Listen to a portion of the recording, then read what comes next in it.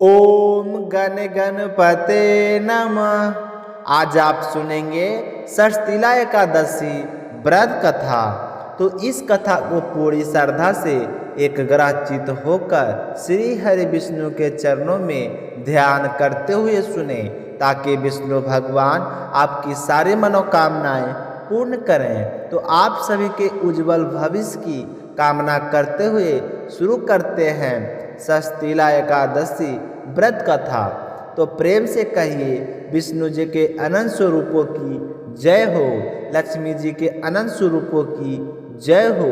एक समय की बात है, दलभय ऋषि ने पुल सत्य ऋषि से पूछा कि हे महाराज, पृथ्वी लोक में मनुष्य ब्रह्म हत्या आदि महान पाप करते हैं, पराये धन की चोरी करते हैं तथा दूसरों की उन्नति देखकर ईर्ष्या करते हैं, साथ ही अनेक प्रकार के व्यसनों में फंसे रहते हैं, फिर भी उनको नरक प्राप्त नहीं होता। इसका क्या कारण है?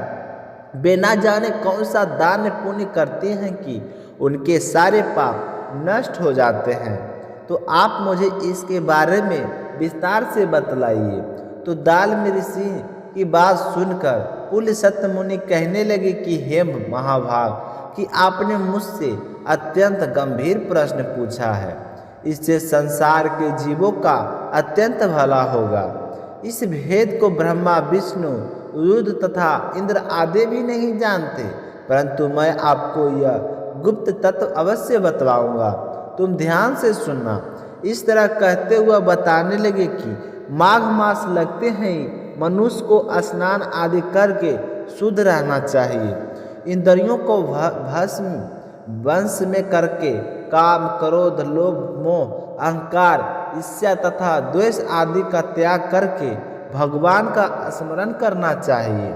और फिर पुष्प नक्षत्र आने पर गोबर, कपास, तिल मिलाकर उनके कंडे बनाने चाहिए और उन्हीं कंडों से 108 बार हवन करना चाहिए।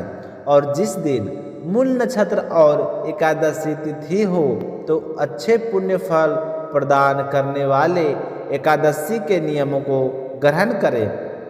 स्नान नित्य क्रिया से निवृत्त होकर सब देवताओं के देव श्री हरि विष्णु का पूजन करें और एकादशी का व्रत धारण करें। एकादशी के दिन रात्रि को जागरण करना चाहिए। उसके दूसरे दिन धूप दीप निवेद्य से भगवान का पूजन करके खिचड़ी का भोग लगाना चाहिए। तत्पश्चात पेठा, नारियल, सीताफल या सुपारी का यज्ञ देकर स्तुति करना चाहिए। कहना चाहिए कि हे भगवान, आप दीनों को शरण देने वाले हैं, इस संसार सागर में फंसे हुए को उद्धार करने वाले हैं। हे पुंडरीकाक्ष, हे विश्व भावना, हे सुवाहा, हे पूर्वज, हे जगतपति, आप लक्ष्मी जी सहित इस तुच्छ आयोग को ग्रहण करें। इसके पश्चात जल से भरा हुआ घड़ा ब्राह्मण को दान करना चाहिए तथा ब्राह्मण को श्यामा गांव और तिल का पाता देना भी बहुत ही उत्तम माना जाता है। तिल स्नान और तिल का भोजन दोनों ही श्रेष्ठ होते हैं। इस संसार जो मनुष्य जितने तिलों का दान करता है उतने ही 1000 वर्ष तक स्वर्ग में वास करता है। तिल स्नान का उपटन, तिल का हवन, तिल का तर्पण, तिल का भोजन और तिलों का दान, यह तिलों के 6 प्रकार है। इनके प्रयोग के कारण यह षष्ठीला एकादशी कहलाती है। इसका व्रत करने से मनुष्य के अनेकों प्रकार के पाप नष्ट हो जाते हैं। यह कहकर पुल सत्य ऋषि कहने लगे कि अब मैं तुम्हें एक इस एकादशी की कथा सुनाता हूँ, ध्यान से सुनना। एक समय नारद जी ने भगवान श्री हरि विष्णु से यही प्रश्न किया था और भगवान ने जो षष्ठीला एकादशी का महात्म नारद जी से कहा था, वो महात्म मैं तुम्हें आज सुनाता हूँ। तो भगवान ने नारद जी से कहा कि हे नारद जी, मैं आपसे सत्य घटना कहता हूँ, तुम ध्यान पूर्वक सुनना। प्राचीन काल में मृत्यु लोक में एक ब्राह्मणी रहती थी। वह सदैव व्रत किया करती थी, पूरे नियम धर्मों का पालन करती थी। एक समय वह 1 महीने तक व्रत करती थी। बहुत ज़्यादा पूजा पाठ और कठिन तपस्या के कारण उसका शरीर अत्यंत दुर्बल हो गया था। वह बहुत ही बुद्धिमान थी, तथापि उसने कभी देवताओं या ब्राह्मणों को निमी अन्न का दान नहीं किया। वह सोचती थी कि मैंने तो बहुत सारे व्रत किए हैं और व्रतों से ही अपने शरीर को शुद्ध कर लिया है, तो मुझे दान पुण्य की क्या आवश्यकता है। मुझे तो इसी दान पुण्य के फल से विष्णु लोक तो मिल ही जाएगा। यह सोचकर उसने अन्न दान करना जरूरी नहीं समझा। तो ऐसा करते करते समय बीत गया। एक दिन की बात है कि भगवान ने भिखारी का भेष धारण किया और मृत्यु लोक में उस ब्राह्मणी के पास आ गए। वहाँ आकर भिक्षा मांगे तो वह ब्राह्मणी कहने लगी कि महाराज किस लिए आए हैं। अब तो भगवान कहने लगे कि मुझे तो भिक्षा चाहिए। तो वह सोचने लगे कि मैंने तो कभी भिक्षा का दान नहीं किया है। नहीं तो यह सोचते हुए उसने एक मिट्टी का ढेला भगवान के भिक्षा पात्र से में डाल दिया और भगवान उसे लेकर स्वर्ग में चले गए। कुछ समय बाद ब्राह्मणी भी शरीर त्याग कर स्वर्ग में गई। उस ब्राह्मणी को मिट्टी का दान करने से स्वर्ग में सुंदर सा महल मिला, परंतु उसमें अन्य सामग्री से जुड़ी हुई कोई भी चीज़ नहीं थी। तो यह देखकर वह घबरा गए और भगवान के पास गई और कहने लगी कि भगवान मैंने अनेकों व्रत किए हैं, आपकी पूजा की है, फिर भी मेरा घर अन्य आदि वस्तुओं से शून्य है। इसका क्या कारण है। तो मैंने कहा कि पहले तुम अपने घर जाओ, देव स्त्रियाँ आएगी तुम्हें देखने के लिए। पहले उनसे षष्ठीला एकादशी का पुण्य और विधि सुन लेना, तब द्वार खोलना। तो भगवान के ऐसा कहने पर वह अपने घर आ गई। तभी वहाँ पर सदैव देव स्त्रियाँ आई और द्वार खोलने को कहा। तो ब्राह्मणी कहने लगी कि आप मुझे देखने आई है तो षष्ठीला एकादशी का महात्म्य सुनाओ। तो उन स्त्रियों में से एक स्त्री षष्ठीला एकादशी व्रत का महात्म्य सुनाना शुरू कर दिया। तब उस ब्राह्मणी ने महात्म्य को सुनकर द्वार खोल दिया। तो उन देवांगन ने देखा कि ना तो वह गर्वी है, ना आसुरी है, ना वर्ण है, पहले जैसी मनुष्य है। तो इस तरह देखकर वह चली गई। उस ब्राह्मणी ने उनके कहे अनुसार षष्ठीला एकादशी का व्रत किया। इसके प्रभाव से वह बहुत ही सुंदर और रूपवती हो गई। उसका घर अन्न आदि सामग्रियों से युक्त हो गया। अतः हर स्त्री पुरुष को मुक्ता त्याग कर षष्ठीला एकादशी का व्रत करना चाहिए और लोभ ना करते हुए तिल आदि का दान करना चाहिए। ऐसा करने से दुर्भाग्य, दरिद्रता तथा अनेकों प्रकार के कष्ट दूर होकर मोक्ष की प्राप्ति होती है। इसके साथ साथ हर मनुष्य को अपने जीवन में दान पुण्य करते रहना चाहिए। चाहे कितना भी स्नान ध्यान पूजा पाठ करे, पर मनुष्य को श्रद्धानुसार दान अवश्य करना चाहिए।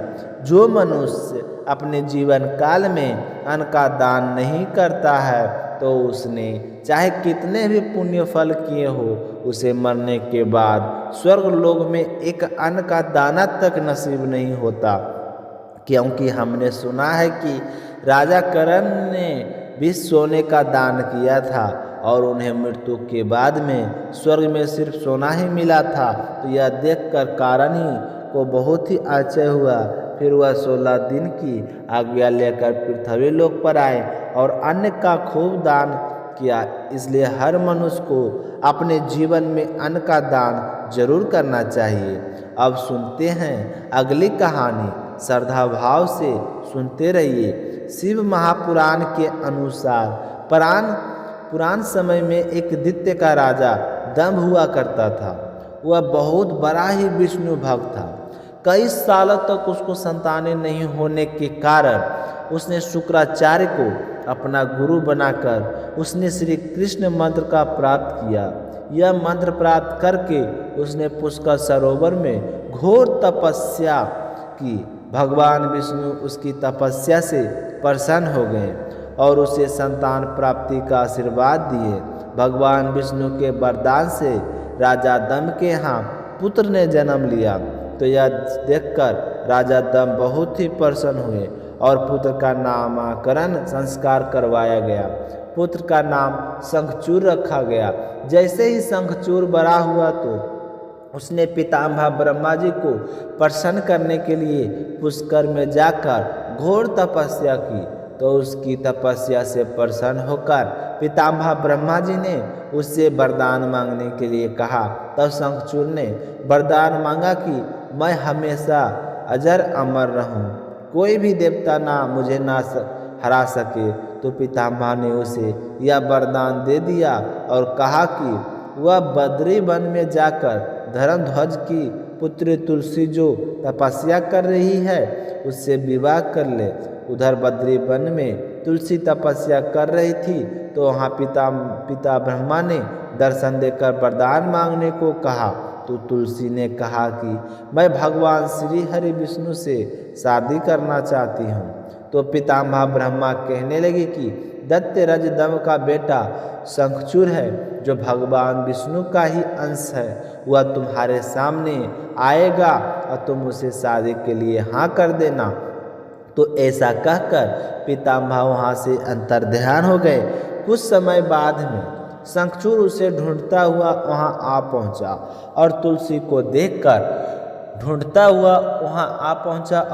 को देखकर उसके रूप पर मोहित हो गया और तुलसी से विवाह का प्रस्ताव रखा। तो तुलसी ने पितामह के कहे अनुसार शादी के लिए हाँ कर दी और फिर दोनों ने शादी कर ली। शादी के बाद तुलसी और शंखचूड़ सुखपूर्वक रहने लगे। उसने अपने बल से देवताओं, असुरों, दानवों, राक्षसों, गंधर्व, नाग, किन्नरों को मनुष्य तथा त्रिलोकी के सभी प्राणियों पर विजय प्राप्त कर ली और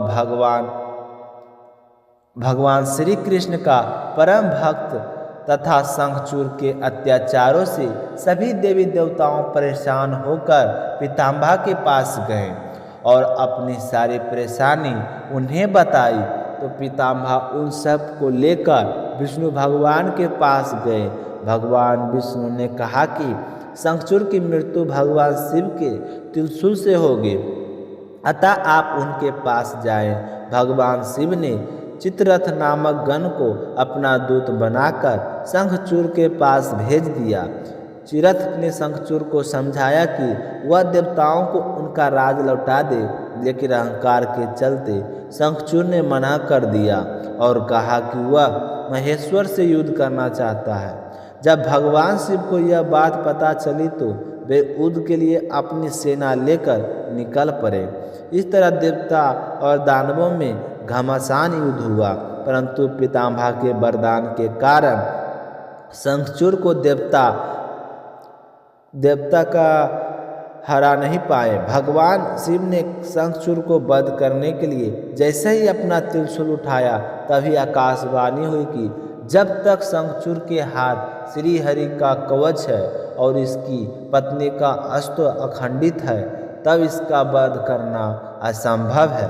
तो आकाशवाणी सुनकर भगवान विष्णु वृद्ध ब्राह्मण का रूप धारण करके शंखचूड़ के पास गए और शंखचूड़ उससे कहने लगा कि मांगो क्या मांगते हो, मैं दान देने में कभी भी कोई कंजूसी नहीं करता हूँ। इतना कहते हुए ब्राह्मण भेष में आए भगवान श्री हरि विष्णु ने कहा कि मुझे तुम्हारा कवच चाहिए। तो शंखचूड़ ने वह कवच बिना किसी संकोच के दान कर दिया। इसके बाद भगवान विष्णु शंखचूड़ का रूप बनाकर तुलसी के पास गए। शंखचूड़ रूपी भगवान विष्णु ने तुलसी के महल के द्वार पर जाकर अपनी विजय होने की सूचना दी। तो यह सुनकर तुलसी बहुत ही खुश हुई और पति रूप में आए भगवान का पूजन किया व रमन किया। ऐसा करते ही तुलसी का अस्तित्व खंडित कर रमन किया। ऐसा करते ही तुलसी का अस्तित्व खंडित हो गया। भगवान शिव ने युद्ध में अपने त्रिशूल से शंखचूड़ का वध कर दिया। जब तुलसी को इस बात का पता चला कि उसके पति नहीं रहे जो सामने है वह तो भगवान श्री हरि विष्णु है, तो क्रोध में आकर तुलसी ने कहा कि अपने छल पूर्वक मेरा धर्म हट किया है और मेरे पति को मार डाला है, अतः मैं आपको श्राप देती हूँ कि आप पाषाण होकर धरती पर रहो। तो तुलसी की बात सुनकर श्री हरि विष्णु ने कहा कि हे देवी, तुम मेरे लिए भारतवर्ष में रहकर बहुत दिनों तक तपस्या करती रही हो, इसलिए तुम्हारा यह शरीर नदी रूप में बदलकर गंडकी नामक नदी के रूप में प्रसिद्ध होगा। तुम पुष्पों में श्रेष्ठ तुलसी का वृक्ष बन जाओगे और सदा मेरे साथ रहोगी। तुम्हारे श्राप को सत्य करने के लिए मैं शालिग्राम बनकर रहूँगा। गंडकी नदी के तट पर मेरा वास होगा। देव प्रबोधनी एकादशी के दिन भगवान शालिग्राम व तुलसी के विवाह संपन्न कराकर मांगलिक कार्यों की शुरुआत की जाएगी। जो भी हमारे इस स्वरूप का विवाह करवाएगा और श्रद्धा भाव से हमारा पूजन करेगा, उसकी सारी मनोकामनाएं पूर्ण होगी। मान्यता के अनुसार तभी से इस दिन तुलसी शालिग्राम का विवाह करने की परंपरा चल पड़ी है और जो भी व्यक्ति श्रद्धा भाव से इनका पूजन करके इनका विवाह संपन्न कराता है, उसे अपार पुण्य फलों की प्राप्ति होती है। और कथा सुनकर आपको कैसा लगा कमेंट करके ज़रूर बताइएगा और अशोक वेदा चैनल को सब्सक्राइब करके वीडियो को लाइक ज़रूर कीजिएगा। मिलते हैं अगली नई वीडियो में, तब तक अपना ख्याल रखिएगा और भगवान श्री हरि विष्णु आपकी सारी मनोकामनाएं पूर्ण करें। जय श्री कृष्णा। राधे राधे।